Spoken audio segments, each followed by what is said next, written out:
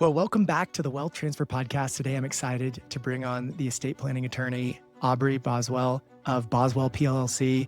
And he has a boutique firm in Dallas serving the entire Texas market with estate planning matters. His firm specifically does estate planning, trust, and probate only. And they have, I think, 7 or 8 attorneys. I think it's going to be a great conversation on what is happening in the estate planning world, and specifically how attorneys can help you with planning for the future. So Aubrey, tell us a little bit more about how you got into estate planning and became an attorney. Well, first off, thanks for having me on, Matt. It's great to be here with you and on your show. So I got into estate planning kind of in a roundabout way. It wasn't something that I went into law school thinking about getting into. I actually don't have attorneys in my family. And so I came into law school thinking what lawyers do is what they do also on TV. They all practice in a courtroom. And if you do wills, you do it as like a general practice. There's no way you're ever going to be able to make a whole practice out of it. So that was my understanding going into law school. And I was in for quite a change of my whole reorientation as to what lawyers do. Most lawyers never set foot in a courtroom. Most of them work on deals, contracts, which involve real estate, oil and gas, obviously is big here in Texas, and M&A, business work. And then there are those also that do practice in the courtroom. And so when I got out of law school, the year was 2009 and the job market was super swell at that time. And I'm being a little facetious because 2009, we obviously were right off the 2008 crash. And so the job market was pretty grim at that time. But what I did is I actually went to work for an accounting firm straight out of law school. My undergrad was in accounting. And so I went to work at an accounting firm. I feel like accounting's always a great degree to have because accounting firms seem to be always hiring. Up economy, down economy, they seem to always be hiring. And so I went to work for an accounting firm and I did that for about a year and a half, learned a lot. It actually helped me get my CPA license in addition to my law degree. And so it was a big learning lesson and I'm very grateful for that time. And about a year and a half in, I switched over to a law firm to do, actually was estate planning, probate, and small business work. I was more interested in a small business. Death and dying did not sound interesting in the least bit at the time. So estate planning was kind of like, yeah, I'll do it, but I'm kind of more interested in the small business work. My parents had always wanted to start a small business. And I was like, oh, it'd be really cool to know like the legal mechanics around starting a business. And so that's what got me in. But my heart kind of shifted a little bit when I was there and was like, hey, well, actually estate planning comes up quite a bit. I was actually seeing some things play out in my family. My grandparents were getting older.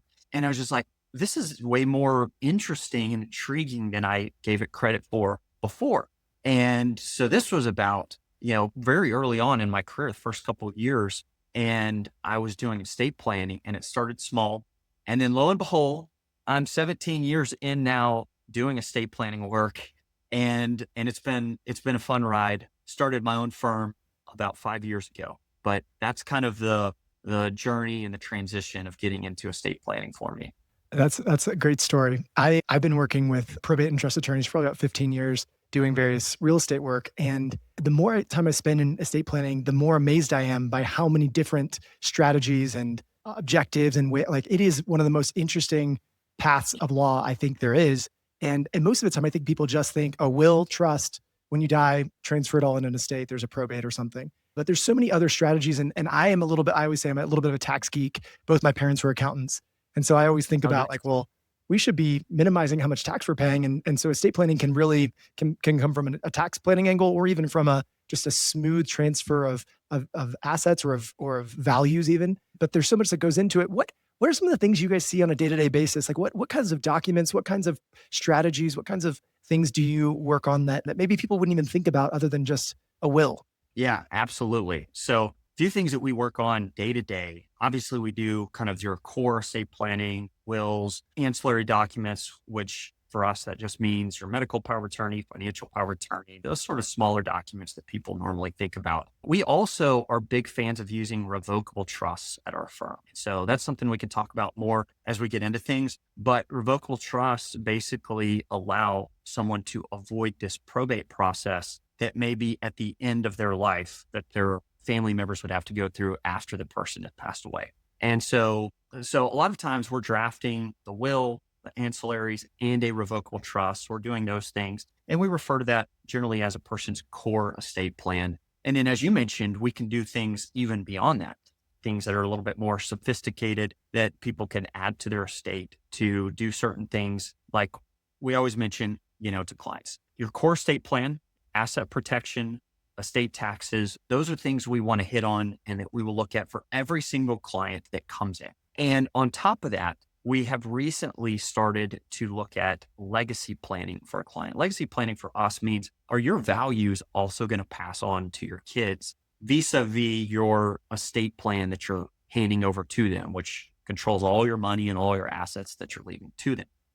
Because for all of my career, I've always focused on passing the most money with the least amount of taxes onto the next generation. Those are great objectives, but they leave out, does this actually accomplish the client's values whenever they're leaving those to that Gen 2 or Gen 3? And many times they're not. They're completely non-existent from the client documents. They don't say anything about, here's what my intentions are when you do receive this money, or I would like to motivate my kids or my grandkids in a certain fashion to do certain things, like start a business, or maybe you want them to go get married, or maybe you want them to go buy a home because you believe in home ownership. You can actually motivate them through your documents. And so this actually led to a larger quest for me about understanding psychological aspects about money. And it's huge. There's a whole world there about receiving money, having wealth, and people that are founders or that generate wealth think about money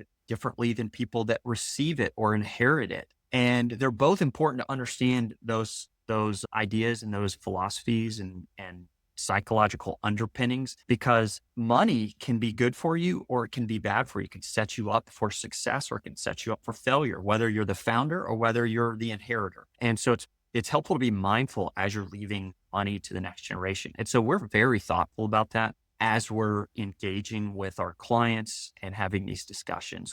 It's never to us just a process of, hey, let's pull off the shelf this set of documents for you, that they could probably, go these days, you can generate very sophisticated documents off plugging something into ChatGPT. I would never recommend that.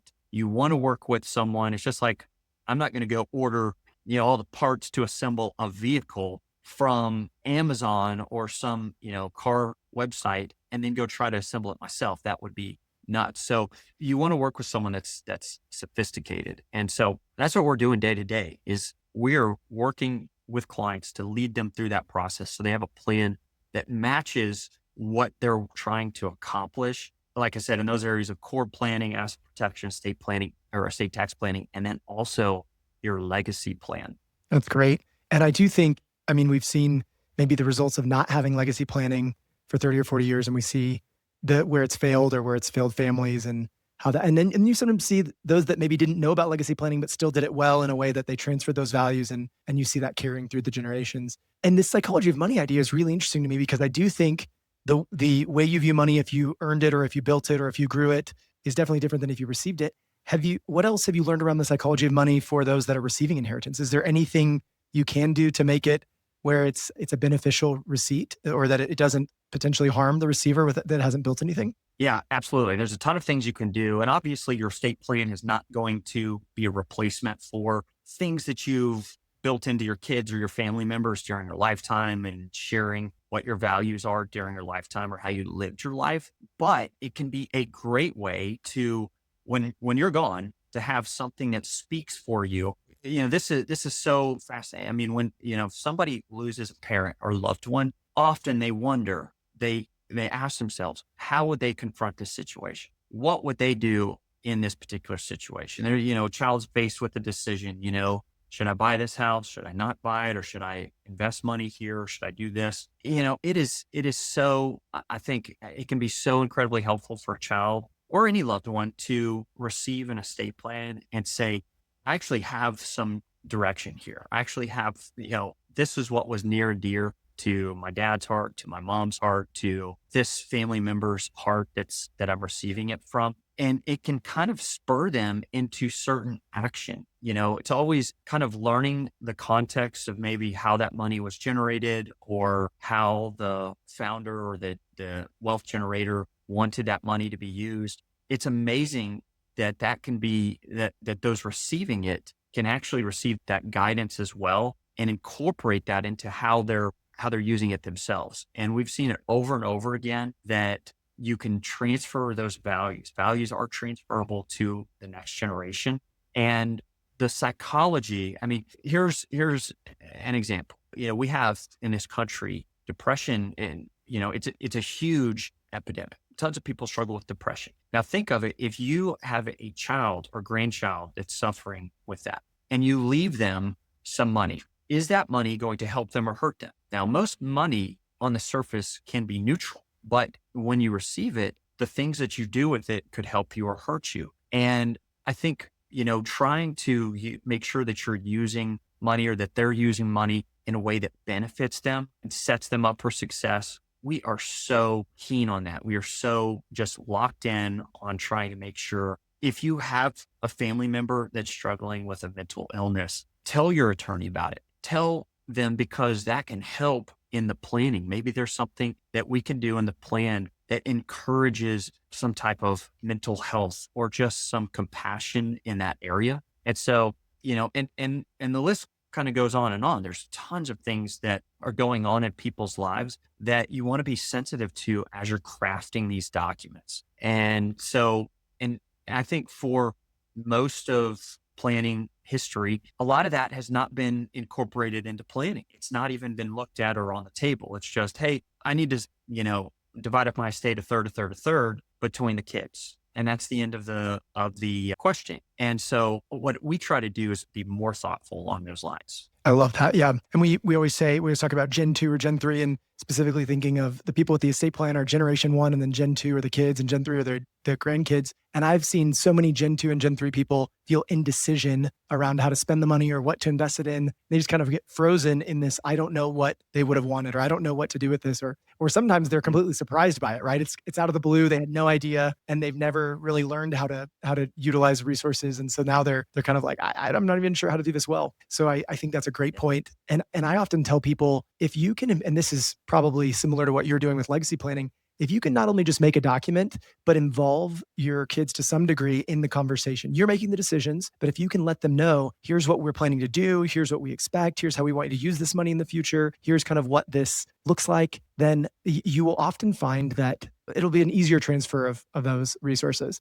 But one of the things that I find, and I always say it's around 70%, if you don't have a good plan, or you have a bunch of illiquid assets where the kids have to, or the grandkids have to make decisions together, you're going to get fighting. You're going to get infighting. And so I always ask attorneys, what are the strategies you have to help prevent Gen 2 or Gen 3 fighting after mom or dad are gone, or grandma, grandpa are gone, and they've left these resources, but now there's, many decision makers, or at least multiple people with an opinion, that are potentially going to ruin relationships for the rest of their lives if left to their own devices. How do you guys work through that, or what strategies do you give your clients? Great question. And I think that is the $1 million question, both figuratively and non-figuratively, because people will spend so much money, inordinate amounts of money, on legal fees after mom and dad are gone, fighting over, sometimes it's small stuff, and sometimes it's big stuff. And so I think any attorney that you're working with needs to be mindful of, at least have that on the horizon. Could you be asking the questions? What's the relationship like between the kids? What's the dynamics like in the family? Is there transparency around the wealth or money that you have that you're leaving behind to them? And you also have to consider, what is the cause of a lot of these frustration points or fighting points within the family? And there's a variety of reasons. I mean, I can list off several reasons that we see day in and day out. And some of those center around, well, mom or dad took care of brother or sister during mom or dad's lifetime, made them loans, and that should be taken out of their share whenever they're gone, whenever mom and dad is gone. We see this over and over again. And here's what I say about this is, if you're going to leave mom or son or daughter money, and it's not intended to be, or it is intended to be part of their share, meaning they have an obligation either to pay you back or it's going to come out of their share. you should document this. Have a written documentation, and I would suggest to be a loan agreement between you and son or daughter that documents the amount, when it's due, and the interest rate. Those three terms. Now, obviously, loan documents can incorporate a lot more, especially if you're loaning for a house and you want to take a security interest in the house. But here's the thing. When mom or dad is gone, brother or sister is watching that. And they know, even though you may not think they know that sister or brother got some money. And they may not know how much it is. And this can immediately cause frustration because there may not be full transparency around it, or why it was done, or how it was done, or whether any of it was paid back. Document, because that will help save some of the fighting and frustration. It's very tempting in a family situation to not document, to do things informally. How many parents want to interact with their child with a loan document that both of them are sitting at the table having to sign and mom or dad had an attorney draw up? Not many of them, but do it because it will save this fighting situation from occurring later that could happen and will likely happen. So that's one of them, is the loaning money to one of the kids that's not on equal terms as one of the other kids. Another situation is who's in control of your estate when you're gone. Usually that person is designated as the executor or the trustee. Now, here's what I see a lot of parents do is they will name, if they have multiple kids, they're tempted to name all of them as co-trustees or co-executors. I understand why they want to do it, but is that setting the kids up for success or failure? I think it's setting them up for a lot of people, a lot of cooks in the same kitchen that aren't going to be able to agree on things. And when there's lack of agreement, then comes standstill. And with standstill comes frustration because you're going to have one of the kids saying, look, I actually need my inheritance. I got to pay off some bills that I've got coming due. And the other one's saying, well, I don't need the monies. We can take as long as we want. And then you've got them butting heads. And then one of them says, well, I want to use my own lawyer. This one says, well, I want to use mom and dad's lawyer. And then those lawyers start saying, well, I don't know that they accounted for everything properly. And this one says, well, I don't know that he accounted for everything properly. And it just goes on. And now you're just accruing fees and it's not a good situation. So I'm actually a big fan, even though this is a hard call, but name one of the kids to serve as the trustee or one of the kids to serve as executor and tell all the kids. That's an uncomfortable conversation. But what you're doing, if you don't talk to them about it, you're punting that decision for after you're gone. They're going to have to figure it out and surmise why you did what you did. Totally. Yeah. I often tell people, like, I've been in those situations with co-executors and I mean, especially if you have, like I said, illiquid assets where you're trying to sell off real estate, or you're trying to sell off the family farm or something like that. All of a sudden all the decisions that have to go into that, the timeline, the frustrations, it all gets exacerbated. And I do think too, if you're thinking about selecting an executor, I'm obviously not an attorney. I would say pick the person that's the wisest and also the most trustworthy. And I always tell executors, you have a fiduciary responsibility to the estate. And so your job is not to try to maximize. In fact, you need to make sure you're maximizing for your siblings, for all the heirs. You need to take care of everyone, not just your own interest. And so pick the wise one that's trustworthy, that, that's good at making decisions for the best of everyone. And the other thing that you remind me of, especially with the loans, is the more that you can set up the estate, not just with the documents, but even with what assets you're still holding prior to death, so that there's certain assets that divide very easily, right? Obviously, IRAs divide pretty easily. Delaware Statutory Trust, real estate, certain REITs divide. So there's things that you can invest in that make it easier to split those things. The illiquid stuff is the stuff that tends to be more challenging because then they have to be in a business together, or be in a, owning the family cabin together, or whatever the choices are. And we often talk about in real estate pre-inheritance plans. So what are the things, like, if you do want to give a loan to somebody, that's great. Maybe it's not something that's a negative. Maybe it's a positive, that you're going to start letting them utilize your resources before you're gone, so you get to see them use it in a good way. Maybe it's for a business or to buy a home. We see a lot of people in their 20s, 30s, and 40s that have never owned a home, but mom and dad have money that they might want to, maybe they want to be the bank and loan the money for the house, or maybe they want to gift the down payment or something, right? And so let's put a document that's a part of the pre-inheritance, and it's not a negative. Oh, that, I guess the negative is often like, we're helping out so-and-so, but we're not helping others. Maybe you offer that to all of the kids, or maybe you give some different opportunities with these extra resources and make a pre-inheritance plan where you let your resources go to use ahead of time. that I am an absolute advocate for, just make a document. Even now, go to the attorney, have the attorney write it so you don't miss some key terms. But even if it's just, we wrote it out and we both signed it with some basic terms at a minimum, the more that you can have it documented, the easier it'll be later when there's strife between siblings. Absolutely. And I cut you off, but are there any other things you see in these sibling rivalry or sibling frustrations that can be solved ahead of time? Yeah, no, I think you make some excellent points because, you really are dealing with a situation where your kids are trying to navigate these issues after you're gone. And, loaning money, of course, a lot of our clients, they're building their estate because they want to be able to take care of their kids. They want to be able to provide for them. They want to be able to make that loan to them so they can buy that house or have their wedding, or, they want to treat their kids. It's just that whenever you've got multiple kids that are sitting there and they're wondering, is mom or dad being fair? Are they being equitable? Is there equal treatment? Those things are things that sometimes it's hard to measure those, and the other child doesn't have perfect clarity as to mom or dad's thinking. And they may never have perfect clarity. But if you can sit down with the kids and help them understand it and help them talk about it, or if another kid raises a question, I think it's best to have that conversation with them. And I know this is way off kind of the estate planning path of documents that we're going to prepare for them. But these are things that can help stave off some of that frustration or fighting that may occur later. And, one of the things that you mentioned was, another area that comes into play is a child, as parents age, they may invite their kids in to help with them to manage their assets. Maybe you've got a child that it comes from a financial background, they're a financial planner or they're a CPA, or there's something that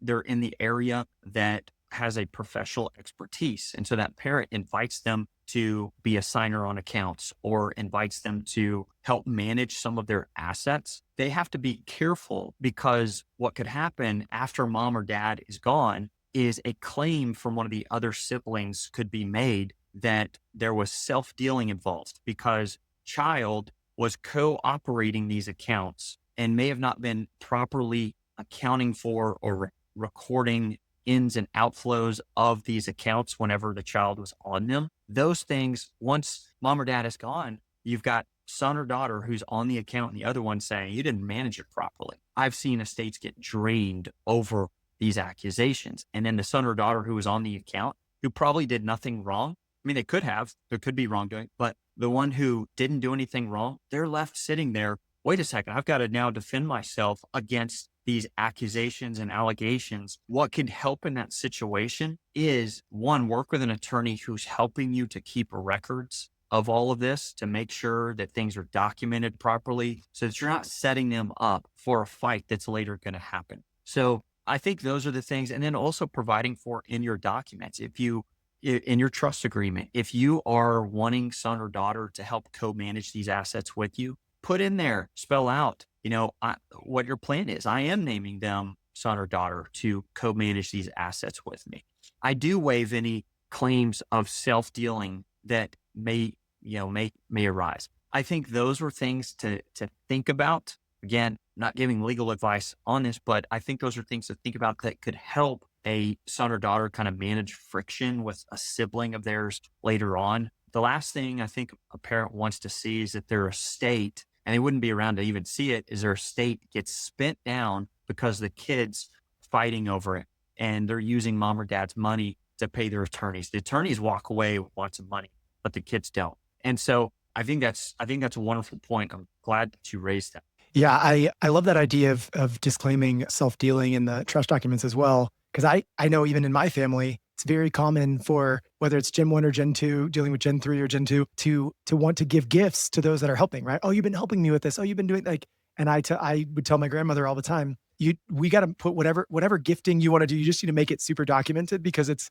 very easy for it to look like, oh, you were influencing in a way that was pulling resources from the estate or pulling resources in a way, and so, yeah, right. It's super important to document those things and also to protect Gen 2 or Gen 3 from self-dealing claims. I hadn't even thought it. I'm not an attorney. I didn't think of that, but that's a great strategy. Now I want to go back to trusts. You talked about using revocable trusts, and obviously in Dallas County where the average probate is 6 months and can be quite a hassle, revocable trusts are like a gift to your heirs to be able to use your assets and resources. Because I mean, during those months, if you don't have letters of testamentary, you're not doing anything with the estate. You're just kind of waiting, right? If you're in probate. And many times the houses and the bank accounts and other things are just kind of sitting. And so what are your strategy, or explain revocable trust, and maybe even, what our irrevocable trust is, but what the usage of revocable trusts are, so we can have those definitions. Yeah, absolutely. And 6 months is actually on a straightforward probate. So if there's any kind of non-straightforwardness about the probate, it can extend a lot longer than that. So 6 months, straightforward probate. So, and I like to tell people, the probate these days is not your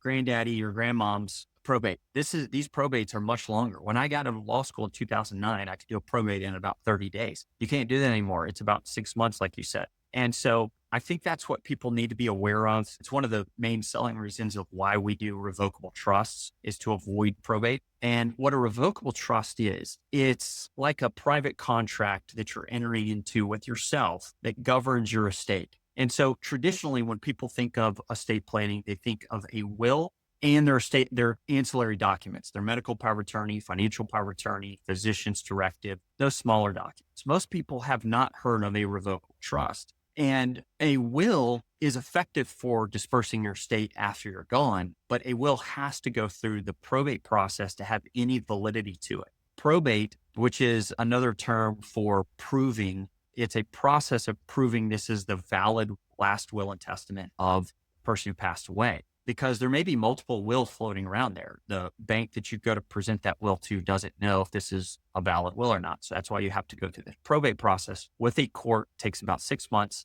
to go through, lots of legal fees as well.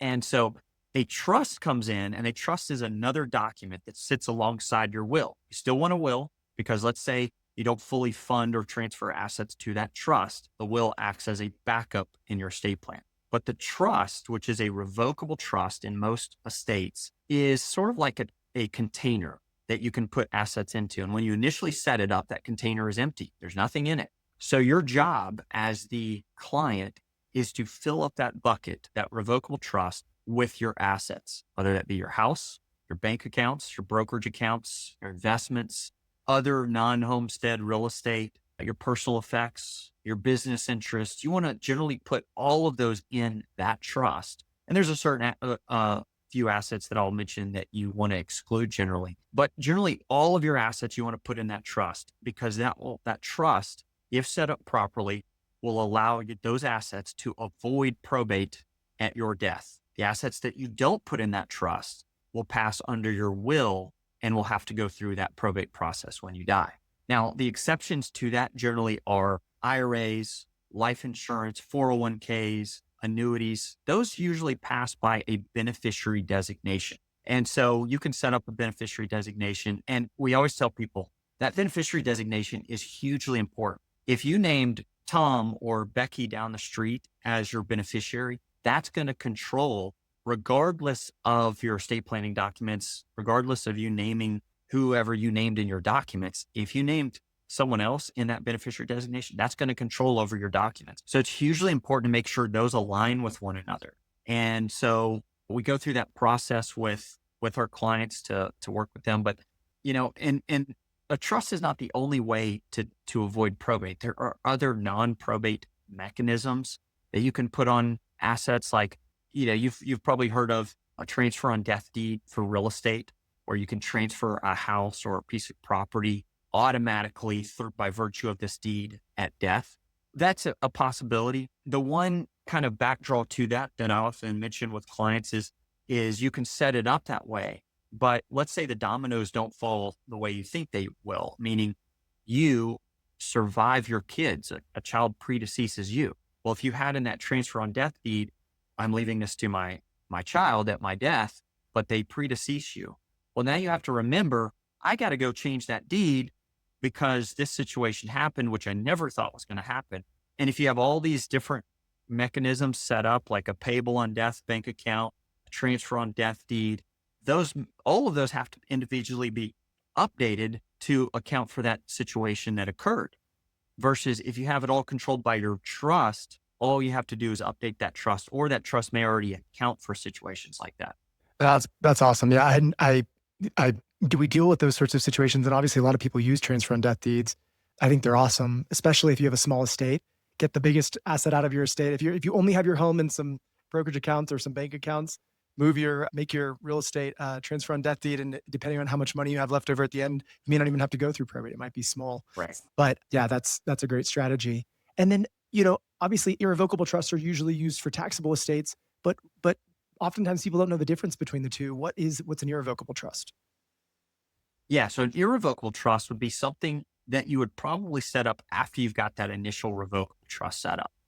So most people, if you're coming in and you're saying, I want a trust, almost always they're thinking of that first revocable trust, which is part of a person's core estate plan. And you always kind of want to get that taken care of, make sure your core estate plan is addressed first. Now, once that's addressed, you can move on to other issues for advanced planning. That's where something like an irrevocable trust will come into play. An irrevocable trust, is the opposite of a revocable trust. An irrevocable trust is one that, by its own terms, it cannot be amended, revoked, or changed. Unlike a revocable trust that can be amended, revoked, or canceled. So an irrevocable trust cannot be changed. Now, often attorneys will build in something into that trust so that there are backdoors to be able to make changes to those trusts using different mechanisms like a trust protector, or there's what's also called decanting, that you can decant a trust to a new trust. And there's ins and outs to those. But an irrevocable trust is often used for advanced planning purposes for things like an irrevocable life insurance trust or asset protection planning purposes, where you want to protect assets. And so you may go create an irrevocable trust for asset protection purposes.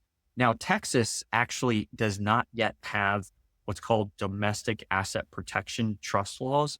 There are lots of other states that have laws like that. And here we're big fans of using those in Nevada and South Dakota. And there's a few other states that are considered very good states for those types of trusts. Texas does not yet have asset protection trusts. I hope that we add our name to that list very soon, because I think it would be a great planning tool that we as attorneys in Texas could utilize without having to go to another state to take advantage of their laws there. But with that being the case, you might see an irrevocable trust oftentimes in those situations, usually life insurance. Another situation would be, we refer to them at our firm as legacy gift trusts. Let's say a client comes in and they want to leave their assets to their kids or make a gift to a niece or nephew, but they don't want to wait until their death to leave that gift. They want to make a gift during their lifetime to child one, child two, or a niece or a nephew or someone else. A mechanism or a way that they can do that without directly giving cash to them is to place that money in a trust. And so oftentimes we'll set that trust up as an irrevocable trust. And at our firm, our nomenclature is to call it a legacy gift trust, but other firms may call it something else. At the end of the day, it's an irrevocable gift trust. And there's lots of different features and nuances you can have to those trusts, such as making it what's called a grantor trust for income tax purposes or a non-grantor trust for income tax purposes. The key is that with it being irrevocable, it removes it out of your estate, the person making the gift, called the donor. It removes it out of their estate. And oftentimes that same person is going to have to file a federal gift tax return whenever they make a gift to it, if the gift to that trust exceeds the annual exclusion amount, which this year is $19,000 per person. So let's say I want to set up a trust for my son and I want to put $100,000 into it, but I don't want to, like I said, I don't want to give that money to him outright. I want to put it in the trust and I want to kind of monitor how he's going to use that money. That way I can see and I can gauge and test him. Is he applying some of the values we talked about money, about investing? Is he being prudent with the money? Is he being judicious with it? You can gauge those things. And I often encourage clients, if you can make gifts during your lifetime as opposed to at death, give it away during your lifetime as much as you can, because then you could see it put to use. You can watch the kids put it to use and you can gauge and see, are they using it well or are they not using it well? I love that rather than waiting till a time in the future when you're gone and you can't watch it, can't see it be used for good or for bad. And so a legacy gift trust is a great planning tool for a parent to utilize, or an aunt or uncle to use, or even a grandparent to use to make gifts to their son or daughter or grandchild.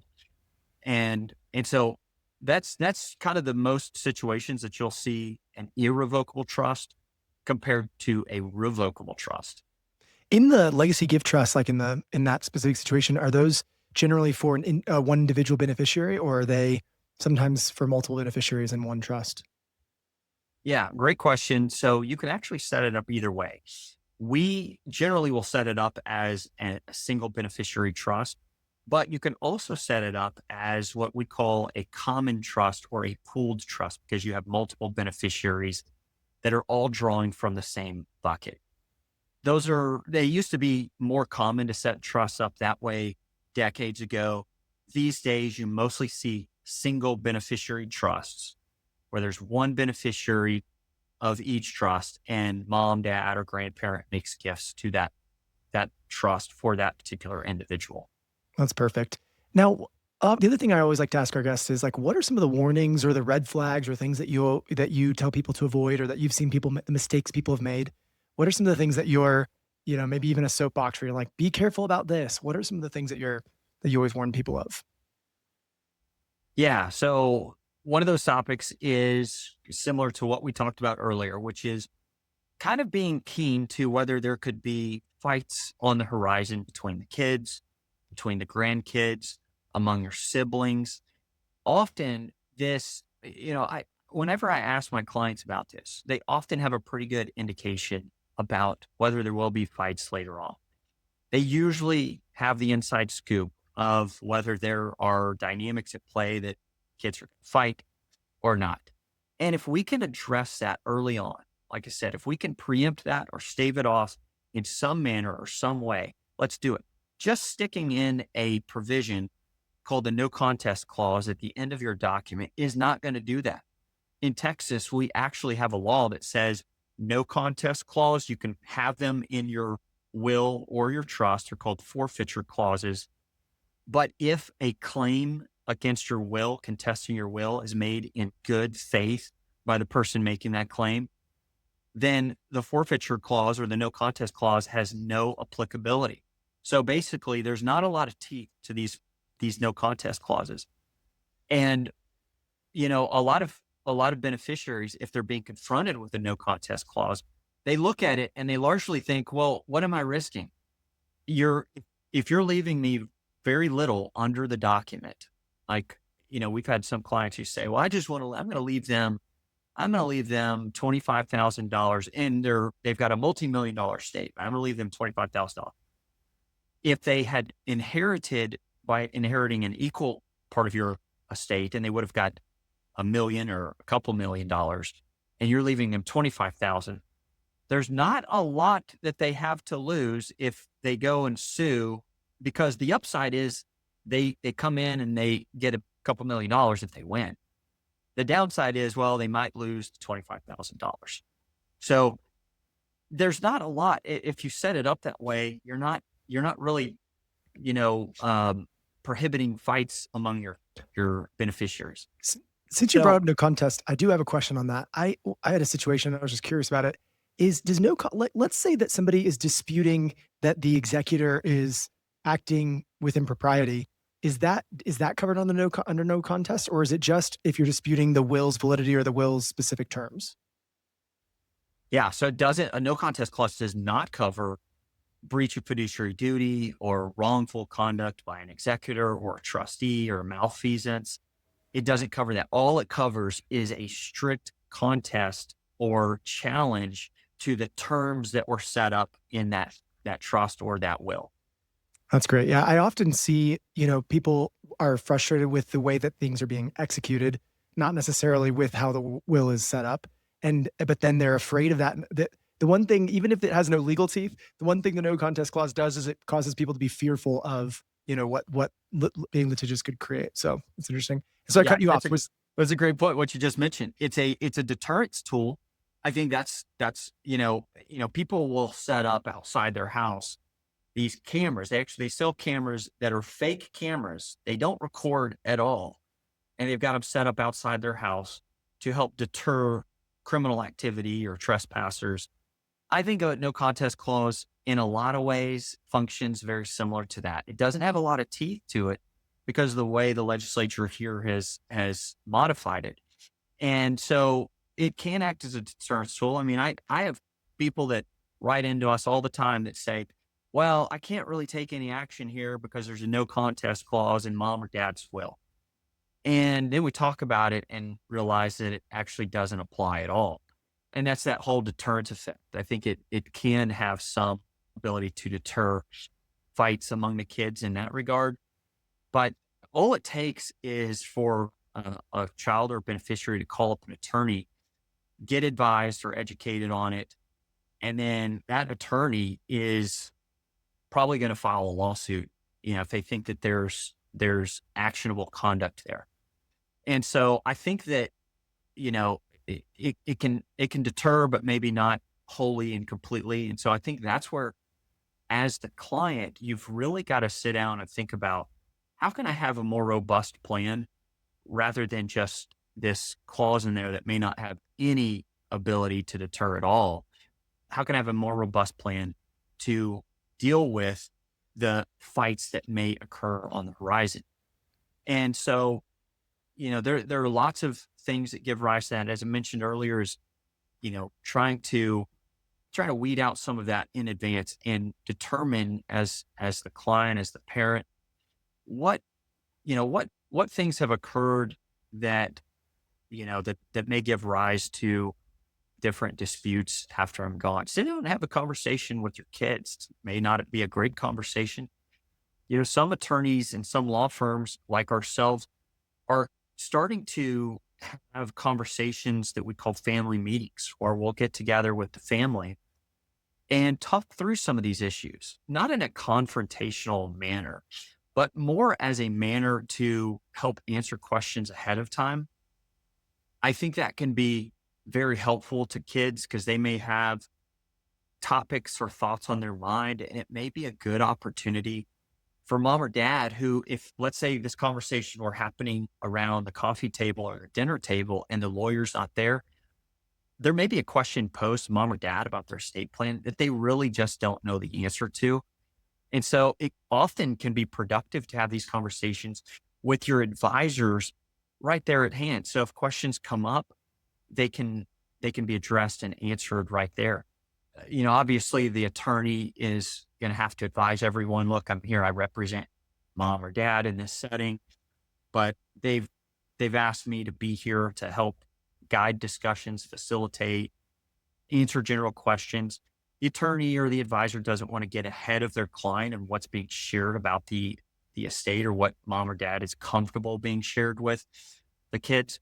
And we have clients like that are on both sides of the spectrum. Some are saying, I want full disclosure to the kids. And some say, I don't want any disclosure. And I think there's a right balance in the middle, as with most things in life, where you don't necessarily have to disclose every single thing, because it can get to a point where you don't want your kids like micromanaging you or looking over your shoulder like, oh, you shouldn't have spent that money on this weekend. You kind of splurged a little bit, mom or dad. And you're spending my then inheritance, right? Like yes, you hear people say, and you're like, okay, well, it's still their money. that's right. That's right.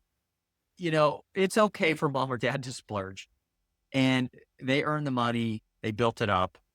And now if someone's taking advantage of them, that's something else. And, obviously as a child or grandchild would want to step in to help in those situations. But I think there's somewhere in the middle in terms of transparency with the kids and with the family of trying to open the doors of conversation around what values you want to transfer on. And there are often objections that can come up, from our clients that are kind of on the other end of the spectrum that say, we don't want to share anything. There are common objections that say, well, we don't want to instill an entitlement to a certain amount of money. And we don't want to instill an expectation that they're going to get X amount of money when I'm gone. Because again, that can invite micromanaging of the parent or grandparent. And so, but you can have those conversations in certain ways so that you're explaining that, maybe that, hey, we do have money. It's always surprising that, sometimes we have spouses that have no idea how much is in the bank accounts, spouses.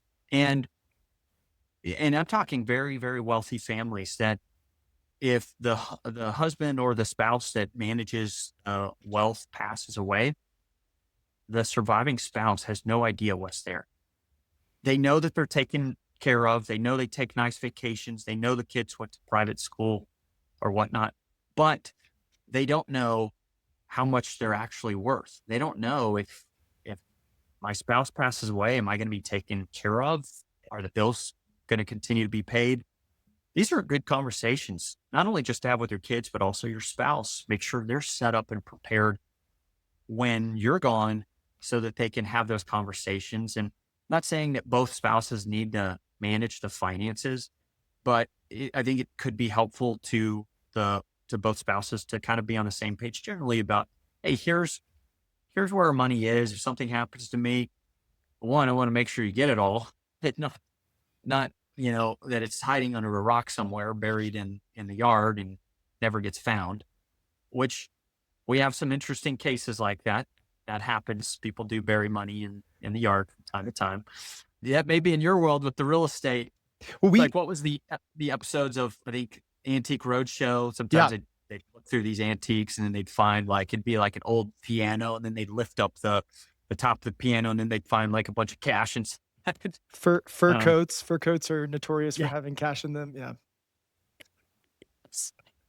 Well, I love the idea of the family meeting. We encourage that as well. We have a framework we use called property decisions, and we'll walk people through. Sometimes you need to make the decisions ahead of time of what you're going to do with, and property can obviously go beyond real estate, all property, but sometimes you make the decisions, and sometimes you need to have the conversation because the plan can be influenced by what the kids will want to do with it, right? I think many Gen 1 founders are shocked when they find out their kids don't want things that they've cherished their entire life, right? So whether it's a hard asset or whether it's the business or whether it's a family cabin, there's different opinion. And sometimes it's a split opinion. You have 3 kids and each one wants it differently. And you can build the plan around which kid values which thing or doesn't value. And maybe you decide to start selling things off or making things easier to transfer once you know that. So part of the family meeting, I assume part of the way that you could do a family meeting is to also uncover what are the values and the priorities that Gen 2 or Gen 3 have that might be able to meld with Gen 1 if they were on the same page and understood what they were hoping to do, right? But again, without the entitlement, without the, well, when am I going to get my money? Go ahead and give it to me now, right? I heard a story recently of a Gen 2 kind of threatening their parent with, you can't see the grandkids unless you give us some extra money. And you're like, that's terrible. Like that, I just can't even imagine, right? But so obviously there are horror stories, but all that to say, I love the idea of the family meeting and getting and having a facilitated conversation where you can bring some decisions that you share, but also maybe ask some questions of the whole family so that they can talk through conversations that are death and dying is not a fun conversation to have. Most people they naturally avoid it, but if you can bring it to bear, you all will have better lives, both until the Gen 1 passes and then beyond. Right. And so I think that honestly, we think of the documents or the technical aspects of the plan, and those things are the deliverable, but the real value is in the conversation and in the decisions and in the planning, right? Not just the document, but even the decision making of what the plan is going to entail. Yeah, absolutely. Very, very well said. And, I think I always think, and tell clients that, they're not putting off death by avoiding conversation about the will. So, unfortunately it's built into life, but something you touched on is, let's say there is a family cabin or a lake property in the the estate, and mom or dad wants that to be able to pass on to the kids. This question actually comes up a lot, and it actually can lead to a lot of fighting because let's say you've got 3 kids or 4 kids, and one of them wants that property when you're gone, but they don't want to pay an egregious price. They don't want to pay, and the other kids don't want them to underpay for it. So I think if that's the scenario and as mom or dad or grandparent that you want that property to go to them, either one, make it part of their share or allow them to buy it as part of their share. And of course, the question becomes what to value it at so that it is valued as part of their share. And so maybe set some strictures or some rules around how to value that, hey, the kids all have to get, 3 different opinions of value, or you've got to get 2 appraisals and we'll take the average of the 2. Maybe come up with something along those lines so that the kids aren't just going to Zillow, one of them going to Zillow, finding either an overvalued price or an undervalued price, and the other one going to the county appraisal district records, which is the one that wants to buy it, and using that value because they know it's the lowest value. And then you've got this like fight, and which probably could have been dealt with or handled if mom or dad had just said, hey, here's what we're going to do. But mom or dad's not going to be there when they're gone to do what they normally do, which is, hey, son, we want y'all to agree. I'm making a decision here. They can't do that anymore. When we have multiple situations, properties we're selling this year, where it probably was the intention of Gen 1 that the property would go to so-and-so. Like obviously it was used by this person. It seems like that was kind of the intention. It wasn't in documents. So, but then the estate might give them the opportunity to buy it, and then they can't afford it at today's prices, right? So then the estate's forced to sell a property that probably Gen 1 could have found a way to transfer in a way to a specific person without it, being too much of a burden on them financially. And so then everyone gets the liquid money, but maybe they no longer own the property that they were enjoying. So yeah, it's definitely, and so I tell people this all the time, get ahead of it. Just have the conversation, even to plan some of these things out and say, like you said, put it on paper, get with an attorney, make an estate plan. There's something else you said that I wanted to, in some of these disputes, can a well-written revocable trust help avoid these disputes? Is that the best path? Like I see a lot of disputes around wills. Do trusts tend to avoid more disputes by being well-written? Yeah, so they certainly can. They may also not. It depends on what terms that they put into that trust that will actually govern how well it deals with disputes. The advantage with a trust, as opposed of dealing with those particular scenarios in a trust as opposed to a will, is that it's going to take place outside of a court, because the trust, unless somebody's fighting over those terms or how the terms were carried out in that trust, it's usually going to stay outside of court. But you can build in mechanisms and rules on how things will play out to avoid fights. If you're all under the will is already in that probate court process. So that would play out generally in a court setting.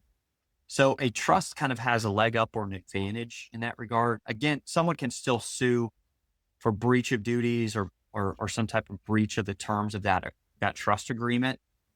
But generally that trust is going to take place and play outside of court and here's what the terms are. I mean, even if it goes before court, if the trust says these are the terms that we're going to follow, the court's not really going to be able to override that unless they were illegal terms, which is extremely rare. And so, if you want to provide in your trust that son or daughter can buy this lakefront property from the estate because I want to give it to them at a discount value because I want to keep it in the family and I want to ensure that they can do it. I'm going to give them even a family note so they can do it, because they may not have the assets to buy it, or it's going to completely, drain them. You can provide those terms that, hey, we're going to give, if one of the kids buys it, here's a fixed price that they can buy it for. And we're going to give, it'll be 10% or 20% off market of this price. You can go ahead and spell it out clearly. The more clarity, the better. If there's ambiguity, again, you're going to create more fights. over. So don't make it too complex. Just just kind of state it succinctly and clearly what you want. Be specific. Again, work with an attorney to make sure you get it put in place properly. That's the key. Work with your advisors. And going a completely different direction, but another nuanced strategy I'm seeing, and I'd love to know if you've heard of this or seen this at all. Uh, People with large ranch land or farmland are taking a portion of it and putting it in conservation easements so that they can see that the property stays being utilized for agriculture for the indefinite future. Are you familiar at all with that idea or that concept of, especially with these large pieces? Yeah, certainly because the ag exemption can provide a whole lot of value. I mean, it's incredible what it can do to reduce property taxes. So it can be very of interest to, and it can also, even if there's an ultimate goal of selling the property, most buyers want to retain, if there's an ag exemption, they're going to want that ag exemption to continue on to them. So that can be key in making sure that's preserved. So you may want to build that into your document. And then the other question I was going to ask you, do you recommend hiring professionals, professional executors or professional trustees for some of these? I know that many times, depending on the size of the estate, being an executor is a full-time job for a year or two. Are you seeing people choosing to not have a family member do it and maybe hire a professional? Yeah, I think that's probably the newer way to go is to have a non-family member do it and actually a professional serve in that role. Because if you think about it, having your son or daughter or spouse serve in that role, especially let's even make it one more step complicated and consider a blended family where you've got a step parent possibly serving or stepchildren in the mix.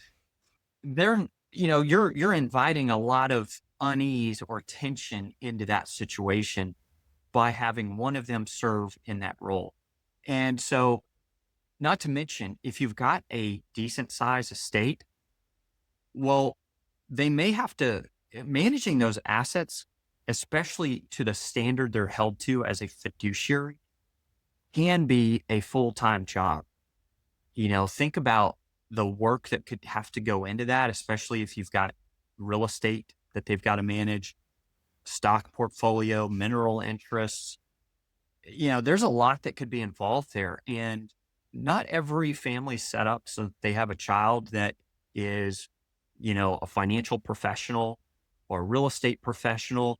Many of them, it may be a big selling point to use someone outside the family. And I'm not talking about, going to an aunt or an uncle, because the problem there is now every time you get together for the holidays, the conversation now is, well, how are you doing in managing the property? Or how are you doing with the stock portfolio?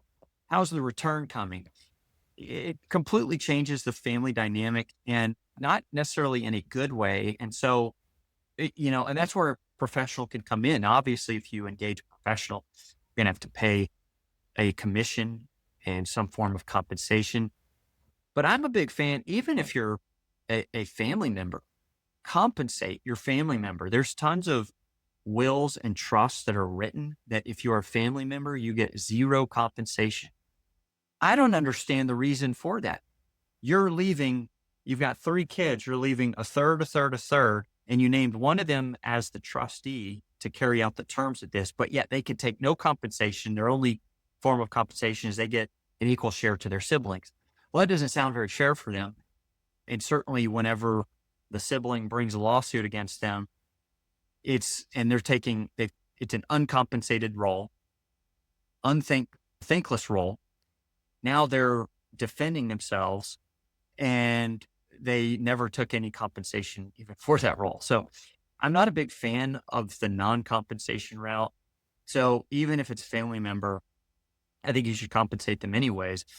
But a lot of families are going the route of engaging trust companies or a professional independent executor or trustee. I'm not saying every family has to go that way, but in a lot of situations, it can provide a lot of value to the family and making sure that things, one, you've got someone who's competent to manage those assets after you're gone. And two, it keeps someone out of the family fray, so that they're not, not all the conversations now are about settling the estate. Totally. Is there anything else that I didn't hit on, or that you had in your notes that you want to make sure we hear, or thoughts that you have as we're starting to wrap up? What other points that I maybe missed that you think would be valuable for the audience to hear?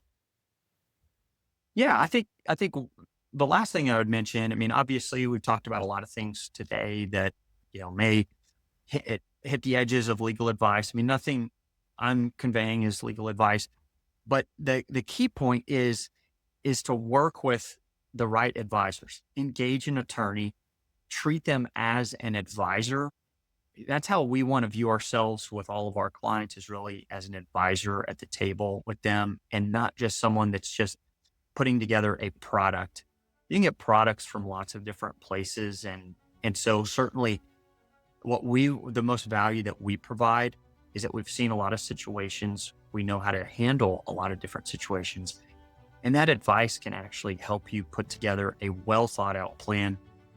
And so work with the right people, engage the right people. And I think that's probably one of the most important things that I would mention. And how can people find your firm? Where online do you exist, and how can they follow you? Yeah, so we are findable online at our website, which is boswellpllc.com. That's BOSWELLPLLC.com. They can also reach us. Our number is 469-518-9299. And so just feel free to reach out to us. We try to have a presence online that's reachable. We'd love to hear from anyone on your viewership, and we really appreciate you having us on today. That's awesome. Thanks, Aubrey. That's it for today's episode of the Wealth Transfer Podcast. If you found value in this conversation, would you leave us a review? That would be just so honoring to us. We'd appreciate it. And if you know somebody who might need to listen to this because they're thinking about their next chapter, will you send them a link to this podcast or this video so that they can listen more as well? For more episodes and expert insights, be sure to follow and subscribe. That means the most to us. Follow and subscribe, please, please, please. And when you're ready to take action on your own real estate plan, or if you need help with wealth transfer planning, we know a number of experts in all the different spaces. We'd love to connect you with them. You can reach out to us via direct message or comment. You can email us, matt@templeton.realestate. No .com, just templeton.realestate. And I'd be happy to connect you with an advisor. Thanks so much.